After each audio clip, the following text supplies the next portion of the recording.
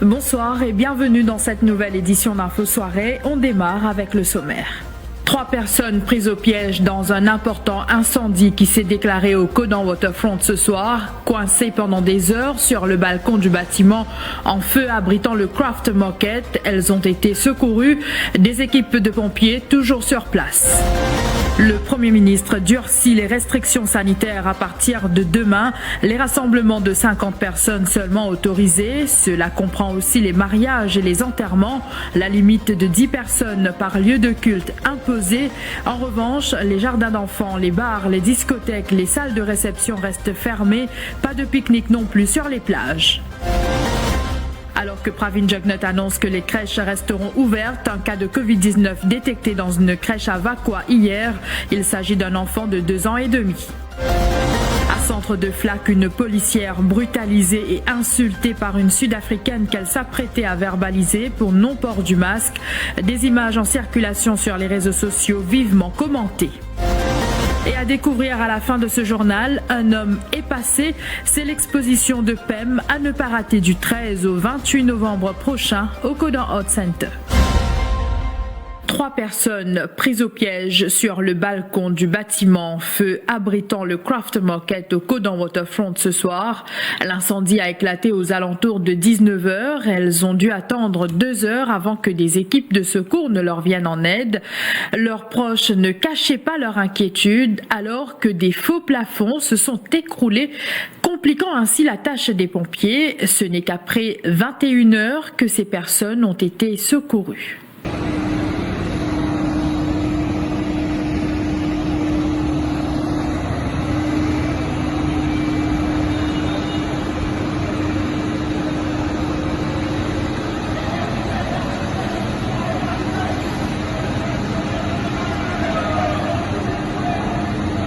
Dans le bout du bâtiment là, l'autre côté, non? Non, mon petit temps, pour un pompier pour venir là, il faut mettre sur le sel tout. Mais ça, nous ne vamos pas mettre là et dans la mer, tu vas mettre du vent casino là-bas pour lui garder dans le bout là-bas. Ah, tu dois aller de l'autre côté, non? Pas aller à ce là, mon petit temps, si tu es capable d'aller. Allez, reste là-bas. Reste là-bas, quand tu étais, reste safe. Papa respire à la fumée là. Reste dans le coin là. T'as l'air comme un pompier là, venu avec sur le ciel là, mon petit temps dans le coin là-bas. Non, il faut correct là, garçon.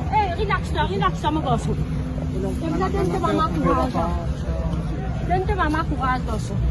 Si c'est la femme qui a pour pompier, n'est que pour moi. Tout Chelsea c'est un sauf, pas aucun problème, pas aucune difficulté de respiration parce qu'il y a beaucoup la fumée. Il y a un problème pour respirer, il n'y a pas capable de respirer.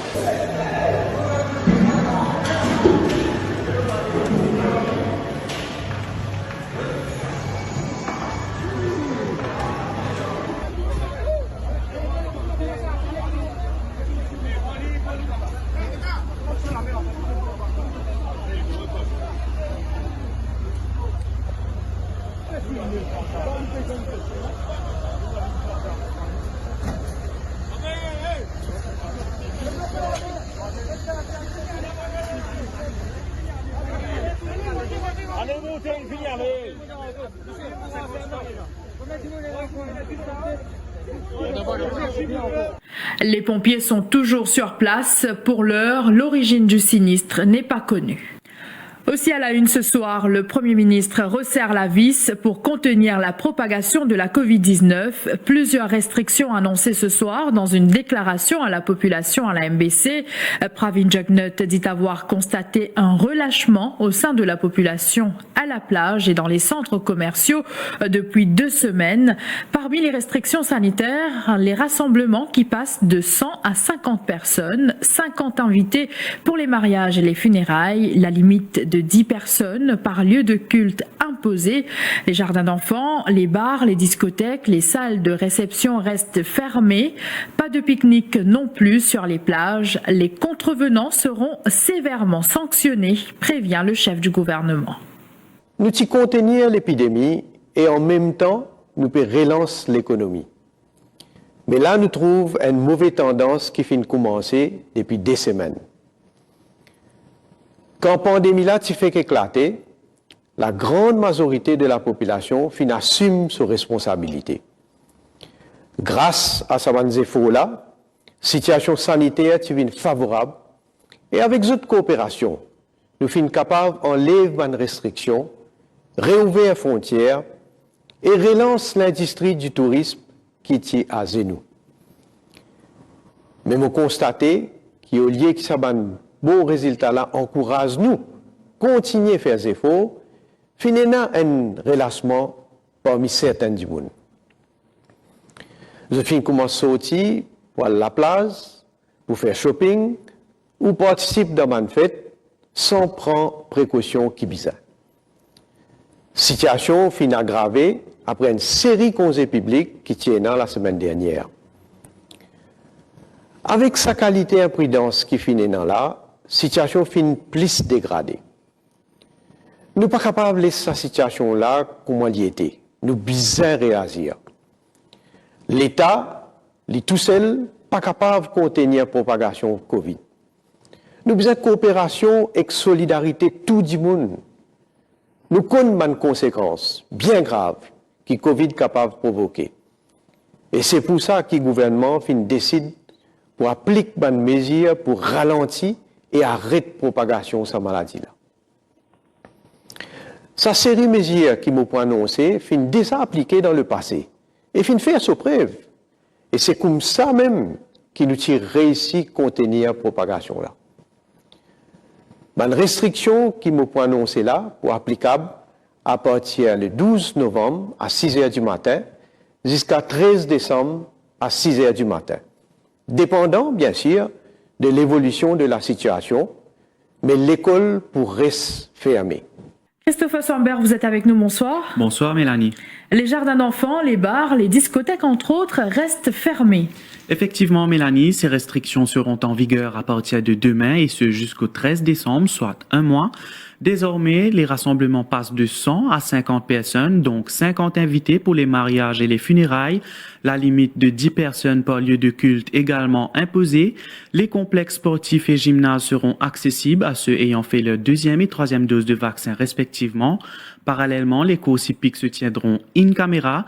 Les écoles primaires, secondaires et tertiaires resteront fermées. Les cours seront dispensés en ligne, alors que les crèches resteront ouvertes. En revanche, les jardins d'enfants, les bars, les discothèques et les salles de réception restent fermées jusqu'à nouvel ordre.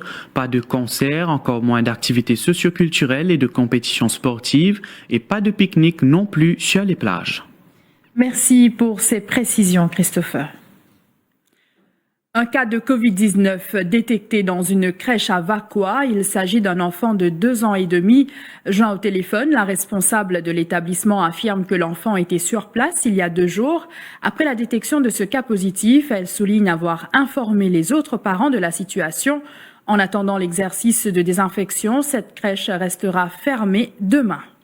Comment les enfants se couler, nous faisons téléphoner, comment les enfants peuvent faire la fièvre, nous faisons téléphoner de BCSC, parce qu'ils n'ont pas gardé. Là, ce matin, il y a un parent, initialement, qui sont des enfants positifs, c'est enfant qui est venu lundi, mardi, et mercredi, c'est absent, aujourd'hui aussi absent. Quand parent là, initialement, ça, tout de suite, tout le monde est là, le parent, mais tout au courant pour affecter ces autres enfants. Aujourd'hui, nous avons cette nouvelle-là, demain, nous pas travail, samedi, dimanche, nous pas travail, lundi, nous pouvons faire réouvrir, nous pouvons travailler avec la paix, mais qui nous pouvons faire. Nous pouvons essayer de prendre nous une disposition pour nous-mêmes. Mon dire un parent, essayer de voir, si j'avais des enfants de près, faire test, au moins un test PCR d'ici demain, après-demain, un test pour Covid. Et si j'avais des enfants de moins de couler, moins de la fièvre, je garde le plus de temps fait test. Parallèlement, 151 nouveaux cas de Covid-19 détectés durant ces dernières 24 heures. Parmi 9 patients ont été admis à l'hôpital INT à Vacoa, chiffre communiqué par la santé ce soir.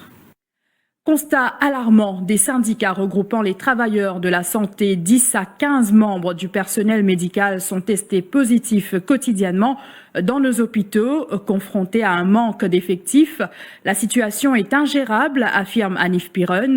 Le président du Mauritius Labour Congress rencontrait la presse aux côtés des dirigeants de la Nurses Union et ceux de la Ministry of Health Transport Workers Union. En ce qui concerne les statistiques, nous payons en ligne, mais nous avons Diaoli qui est dans l'hôpital.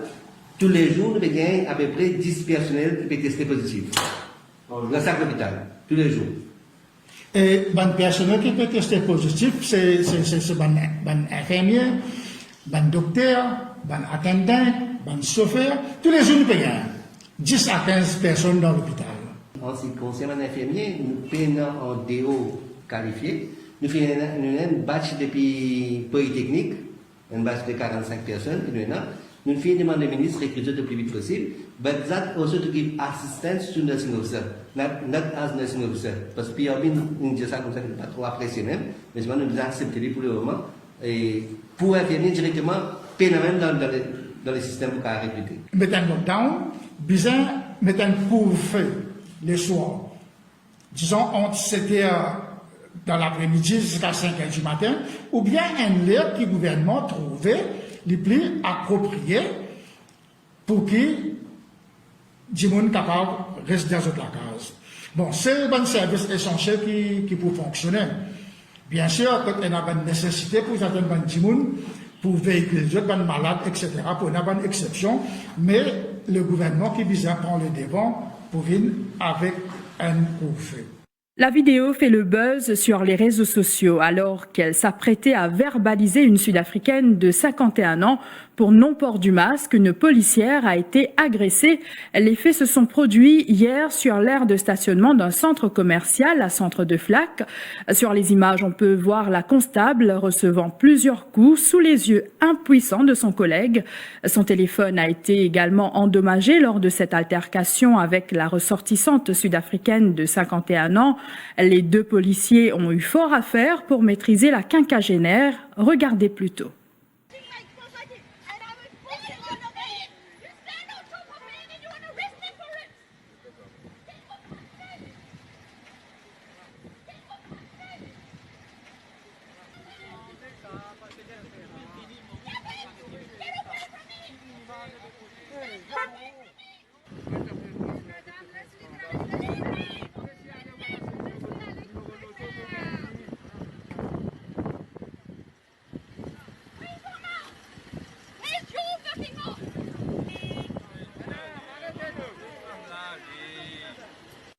La Sud-Africaine a été par la suite interpellée par la police avant d'être relâchée sur parole. Que risque la ressortissante sud-africaine? Selon la section 159 du Code pénal pour Assaulting an Agent of Civil Authority, la contrevenante risque une amende de 25 000 roupies et une peine d'emprisonnement ne dépassant pas 2 ans.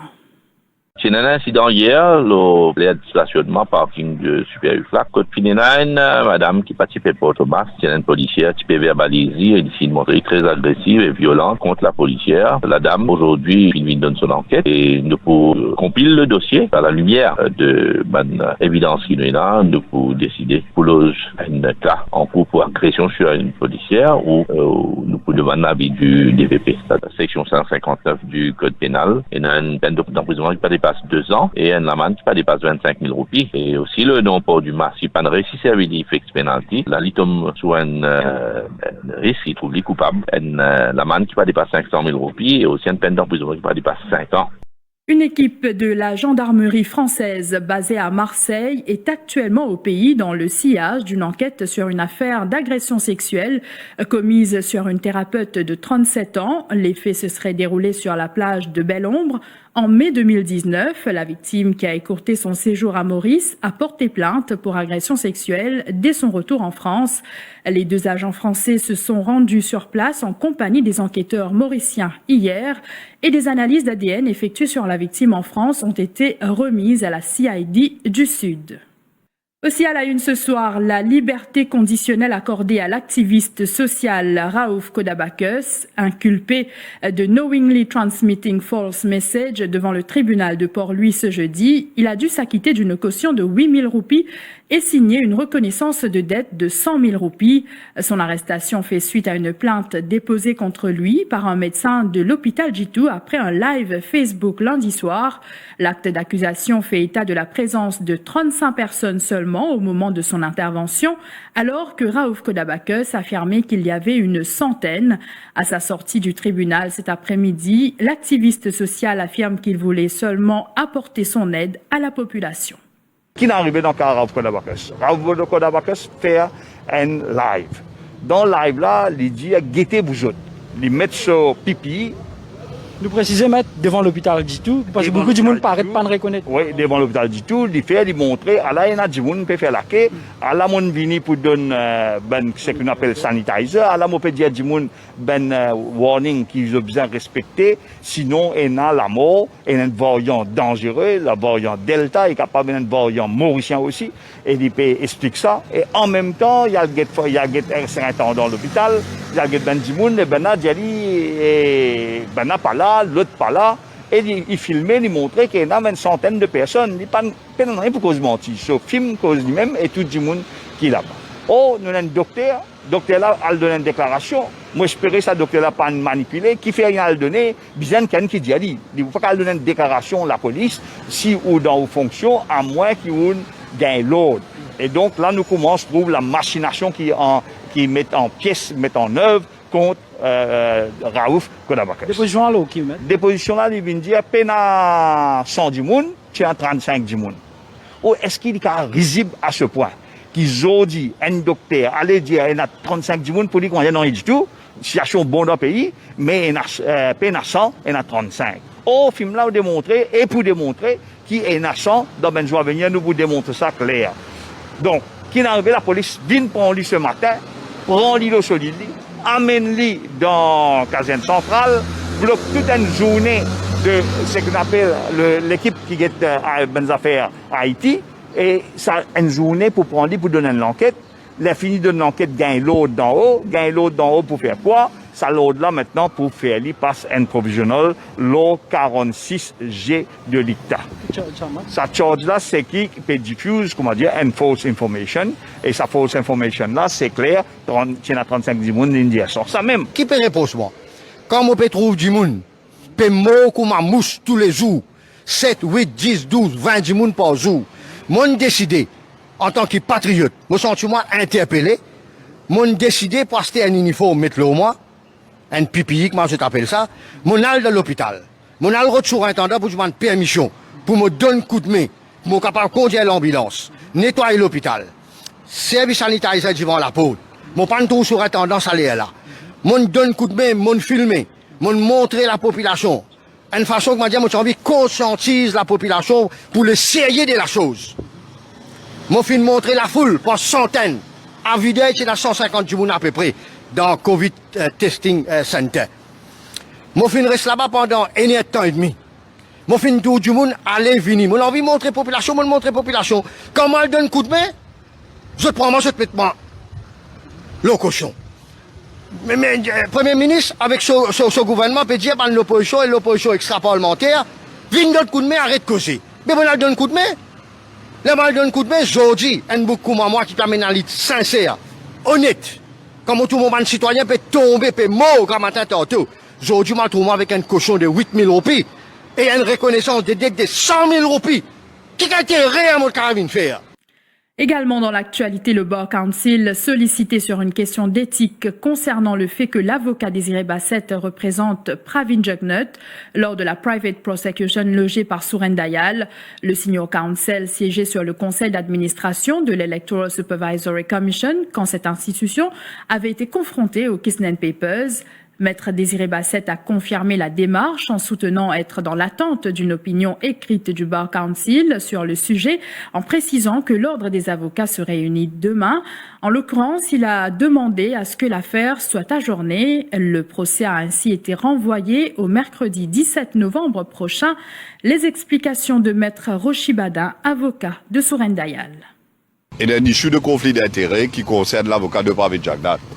Alors, Senior Counsel de nous côté, M. Antoine Domingue, il écrit une lettre au juge et aussi il fait Maître Bassette, qui est l'avocat de Pravin Jugnut, connaît qui a une issue de conflit qu'il a trouvé dans l'affaire et il dit ça devant la cour aujourd'hui. Qui ça a fait conflit là, c'est surtout que Maître Désiré Bassette, si un membre de l'Electoral Supervisory Commission et bien sûr l'affaire qui peut être entendue quand Ashok Soubon fait ce complainte à ISC, ça s'est référé à la police. Alors maintenant que M. Bassette représente Pravin Jugnut, M. Domingue il prend le point qui est un issue et il écrit une lettre. Et d'après le code d'éthique des avocats, M. Domingue il cause avec M. Bassette aussi. Et normalement, quand vous pas s'y trouve un terrain d'entente, vous besoin demande l'opinion du Bar Council.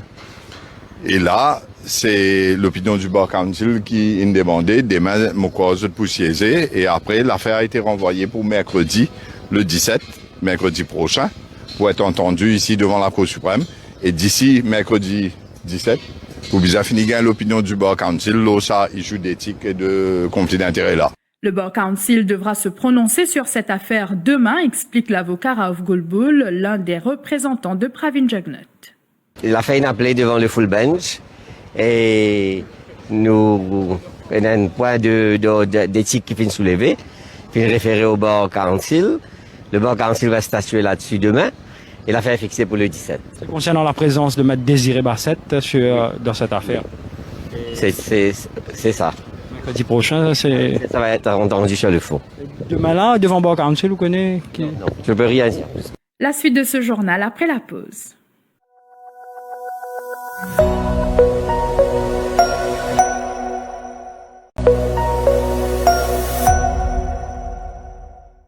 Les petits planteurs réclament la libéralisation des prix du marché concernant certains légumes comme la pomme de terre ou les oignons pour leur permettre d'imposer leurs prix. Plaidoyer de l'Agricultural Development and Marketing Association face à la presse cet après-midi.